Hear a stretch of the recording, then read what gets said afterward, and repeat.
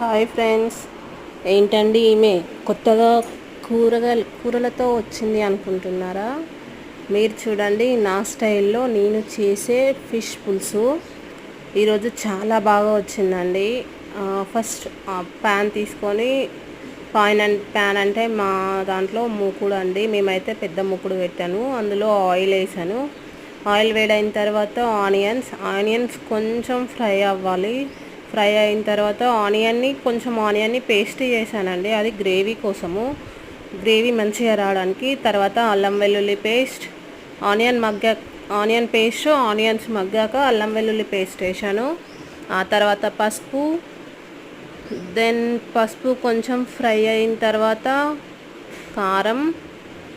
కారం వేసానండి. ఆల్రెడీ నేను కొంచెం ఫిష్కి పట్టించాను కారం, ఉప్పు, మసాలా. మీరు కూడా పట్టించుకోండి, టేస్ట్ బాగుంటుంది. ఈ కారం మాత్రం ఆనియన్స్కి తగ్గట్టుగా వేసాను. కొంచెం ఉప్పు వేసిన తర్వాత అవి కొంచెం ఫ్రై అవ్వాలి ఆయిల్లో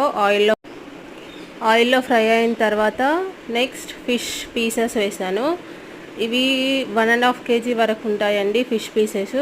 వాటికి ఆల్రెడీ నేను ఉప్పు, మసాలా, కారం, అల్లం వెల్లుల్లి పేస్ట్, కొంచెం పసుపు వేసి పట్టించి పెట్టాను. ఆల్రెడీ 1 అవర్ దాటిన తర్వాతనే నేను కర్రీ చేశానండి. ఎందుకంటే ఫిష్కి డైరెక్ట్ పులుసులో వేస్తే ఫిష్కి మసాలా అని పట్టకుండా కొంచెం నిశ్వాసనలాగా వస్తుంది. అందుకని నేను ఇలా ట్రై చేశాను. ఈసారి చాలా బాగా వచ్చింది. మీకు ఎవరికైనా కావాలి అనుకుంటే ఇలా ట్రై చేయండి. ఒక్కసారి నా స్టైల్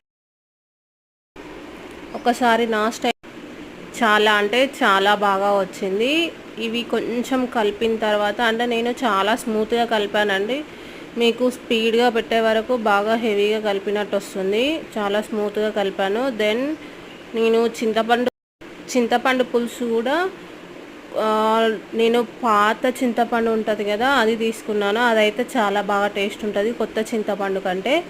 అది తీసుకొని డైరెక్ట్ అందులో వేసాను. అది మసిలిన తర్వాత గ్రేవీ అయితే చాలా బాగా వచ్చిందండి. నేను క్లిప్ లాస్ట్లో మరిగిన తర్వాత తీయడం మర్చిపోయాను. లాస్ట్ కర్రీ ఎలా ఉందనే క్లిప్ మాత్రమే ఉంటుంది. ప్లీజ్ చూడండి. చాలామంది నా వీడియో చూస్తున్నారు కానీ ఎవరు లైక్ చేయట్లేదు, అలాగే సబ్స్క్రైబ్ చేసుకోవట్లేదండి. ప్లీజ్ సబ్స్క్రైబ్ చేసుకోండి. Thank you so much.